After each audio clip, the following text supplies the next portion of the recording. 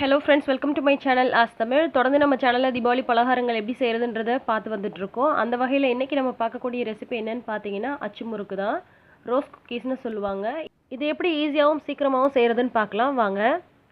இப்போ ஒரு பெரிய பவுலில் 1 கப் அளவுக்கு அரிசி மாவு சேர்க்குறேன். அதே கப்பால் 1/2 கப் அளவுக்கு மைதா மாவு சேர்த்துக்கிறேன். அதே கப்பால் 3/4 கப் அளவுக்கு பவுடர் பண்ண சுகர் சேர்த்துக்கிறேன்.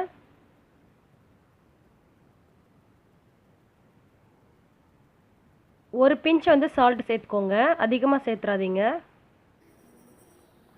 1/2 டீஸ்பூன் அளவுக்கு எள்ளு சேர்க்குறேன். கருப்பு எள்ளோ அல்லது வெள்ளை எள்ளோ எதுவாக இருந்தாலும் பரவாயில்ல. இப்போ இதில் ஒரு முட்டை வந்து உடச்சி விட்டு சேர்க்க போகிறேன். முட்டை வந்து பிடிக்காது அப்படின்றவங்க அவாய்ட் பண்ணிக்கலாம். டேஸ்ட்டில் எந்த விதமான மாற்றமும் இருக்காது. இப்போ இது எல்லாத்தையும் வந்து நல்லா கலந்து விட்டுருங்க. கலந்து விட்டுட்டு நடுவில் வந்து இந்த மாதிரி லைட்டாக குழி பண்ணிக்கோங்க. இதில் நாம் அந்த உடச்சி வச்சுருக்க முட்டையை சேர்த்துடலாம்.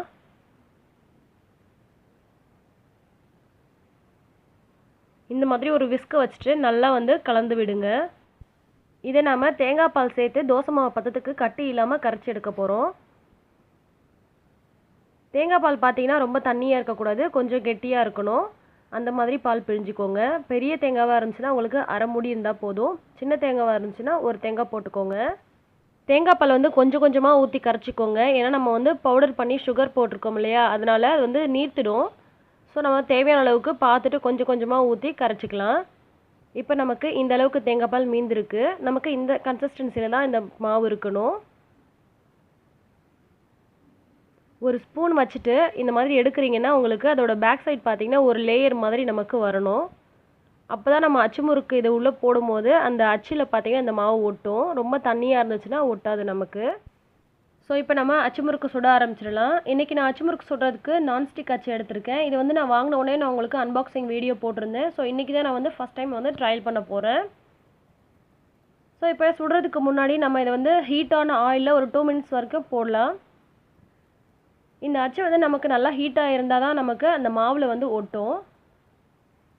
இப்போ கொஞ்சம் சூடாயிடுச்சு. இப்போ இதை எடுத்து நம்ம மாவில் டிப் பண்ணிக்கலாம். மாவில் டிப் பண்ணும்போது பார்த்தீங்கன்னா ஃபுல்லாக மூழ்க விட்டுறாதீங்க. இதோட 3/4 வாசி அளவுக்கு மட்டும் மூழ்கினா போதும். அப்போ தான் நமக்கு அந்த எண்ணெயில் வந்து விழும். இப்போ பாருங்கள், மற்ற அச்சு முறுக்காக இருந்துச்சுன்னா நமக்கு இந்த மாதிரி எண்ணெயில் போட்டவுடனே நமக்கு தனியாக கழண்டு வராது. பட் நான்ஸ்டிக் அச்சு முறுக்கு பார்த்தீங்கன்னா எண்ணெயில் விட்டதுமே பார்த்தீங்கன்னா ஒரு 2 செகண்ட்ஸ் 3 செகண்ட்ஸில் அதுவாகவே தன்னால் கழண்டு விழுந்துருது. அப்படி விழலைன்னா ஜஸ்ட்டு 1 அல்லது 2 முறை நீங்கள் ஆட்டினீங்கனாலே விழுந்துடும். இந்த மாதிரி மறுபடியும் அடுத்தடுத்து நீங்கள் போடும்போது எண்ணெயில் வந்து ஒரு 1 மினிட் அந்த அளவுக்கு வந்து நீங்கள் ஹீட் பண்ணிக்கோங்க. அப்போ தான் வந்து மறுபடியும் உங்களுக்கு மாவு வந்து ஒட்டும்.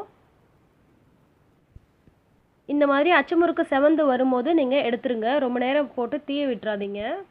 அதே மாதிரி ஒரு ஈடு போட்டு எடுத்ததுக்கப்புறம் பார்த்தீங்கன்னா மறுபடியும் அந்த அச்சு விடும்போது அந்த மாவு வந்து கலந்துக்கோங்க. ஏன்னா மேலே வந்து தண்ணியாகவும் அடியில் வந்து பார்த்தீங்கன்னா ஒரு லேயர் மாதிரி படிஞ்சிருக்கும். ஸோ மாவு வந்து ஸ்பூனால் கரைச்சி விட்டுட்டு அதுக்கப்புறமா நீங்கள் வந்து அந்த அச்சு வந்து முக்கி எடுங்க. நார்மலாக மற்ற அச்சை விட இந்த நான்ஸ்டிக் அச்சு பார்த்தீங்கன்னா உங்களுக்கு ரொம்ப ஈஸியாகவும் ரொம்ப சீக்கிரமாகவும் வேலை முடிஞ்சிடும். செய்ய தெரியாதவங்க கூட செய்யலாம், அந்தளவுக்கு ஈஸியாக இருக்குது. அதே மாதிரி 4 மணி நேரத்து வேலை பார்த்தீங்கன்னா உங்களுக்கு 1/2 மணி நேரத்தில் முடிஞ்சிடும். அந்த அளவுக்கு ரொம்ப யூஸ்ஃபுல்லாக இருக்குது. இப்போ நான் உங்களுக்கு செஞ்ச அச்சு முறுக்குலேருந்து எடுத்து காமிக்கிறேன் பாருங்கள், எந்த அளவுக்கு கிறிஸ்பியாக ஒரு சூப்பராக இருக்குன்னு. இதை என்னென்ன அளவு நான் போட்டிருக்கேன் அப்படின்றத வந்து நான் உங்களுக்கு மேலே கொடுத்துருக்கேன், நோட் பண்ணிக்கோங்க. அப்படி இல்லைனா டிஸ்கிரிப்ஷன் பாக்ஸ்லையும் நான் கொடுக்குறேன், போய் பார்த்துக்கோங்க. இந்த ரெசிபி உங்களுக்கு பிடிச்சிருந்துச்சுன்னா லைக் பண்ணி மற்றவங்களுக்கும் ஷேர் பண்ணுங்கள். நீங்களும் செஞ்சு பார்த்துட்டு எப்படி இருந்துச்சுன்னு கமெண்ட் பண்ணுங்கள். நன்றி.